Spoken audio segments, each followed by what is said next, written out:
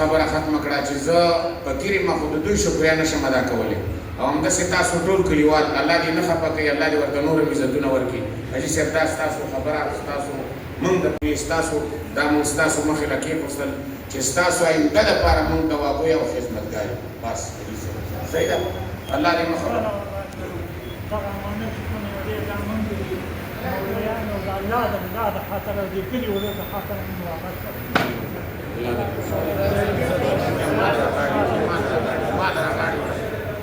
خدای به دې نه خفه کوي چې ته خفه شوې که نه د کار مولا داسې مولا تېر شوی چې دا تاسو ټول یې پېژنئ د کار مولا تاسو ټول پېژنئ چې هغه ته رب العالمین څومره عزت ورکړی او څومره مقام ورته په دې دنیا کې خدای ورکړی بیا الله له پته ده تاسو چې کومه ښېګړه وکړه د خپل ځان سره وکړه خدای دې تاسو د عزتونه درکړي همدغسې ودرېږئ دا نور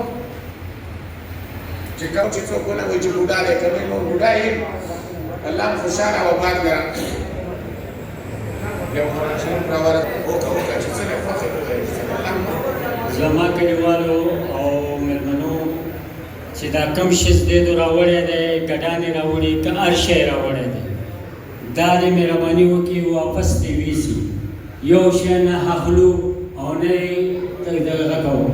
صرف د الله د رضا لپاره موږ معاف کړی دی او معاف هم کړو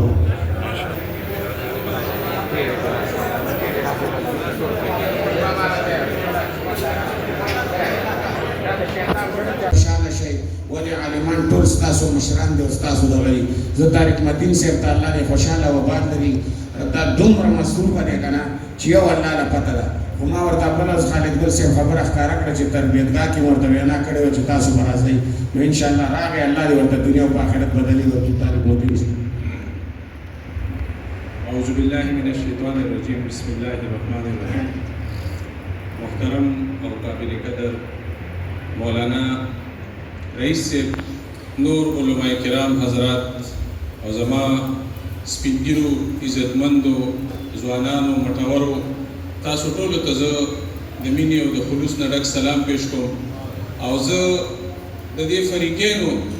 ډېره زیاته شکریا ادا کوم او زه یې ستاینه کوم او دې ته مبارکباد پیش کوم ما چې کوم منظر نن ولیدو نو یقینو کې ډېر زیات خوشحاله شوم یو خو د الله کور بل د علماء کرامو دومره غټ تعداد او بیا د دې فریقینو کم چې د مقتول فریقو خصوصا د هغوی دومره غټ زړه چې جرګې کومه فیصله کړې وه او جرګې کوم دغه ایښي وو هغه ټولې د الله د رضا دپاره معاف کړل یقینا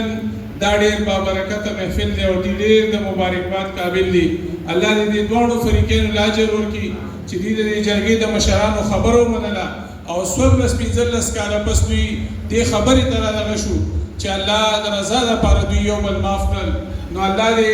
موږ ټول له دا توفیق راکړي چې موږ ټول د الله او د الله د نبي په احکاماتو باندې خپل ژوند تېر کړو موږ د دې علماء کرامو حضراتو د سوري د لاندې د اسلام د غلبې په دې جدوجهد کې هم موږ کار وکړو ځکه چې زموږ د عمل د لا اله الا الله په نوم باندې جوړ شوی دی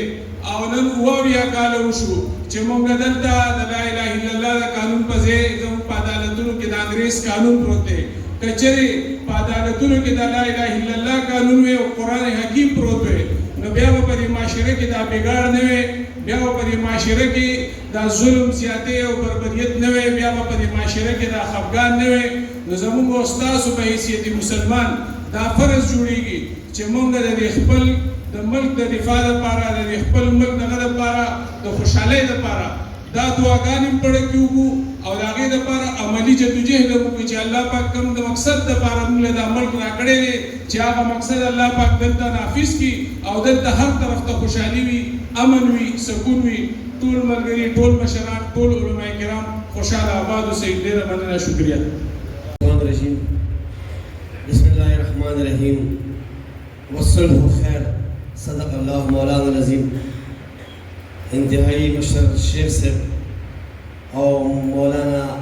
حانی مر صاحب قاری رئیس صاحب قاری حسن صاحب نور علماء حضرات اور علاقائی مشران السلام علیکم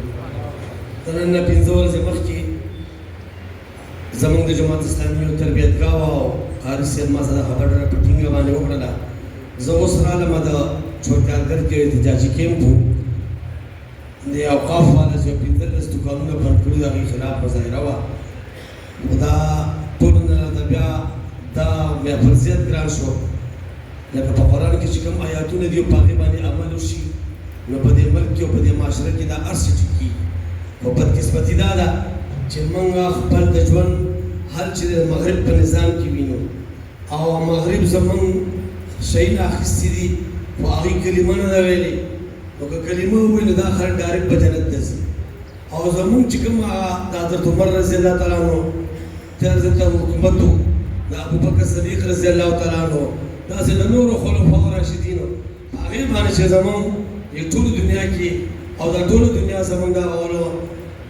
خلفای راشدینو د طرز حکمرانۍ صفت کوي همدا ده چې په دې جومات کې دا ټولې فیصلې شوي په مسجد نبوي کې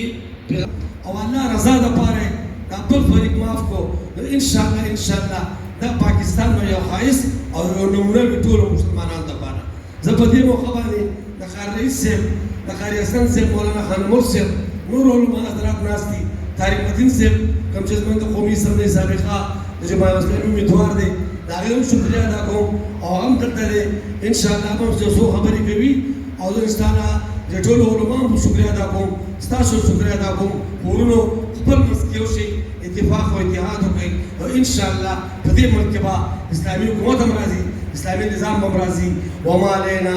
الا البلاغ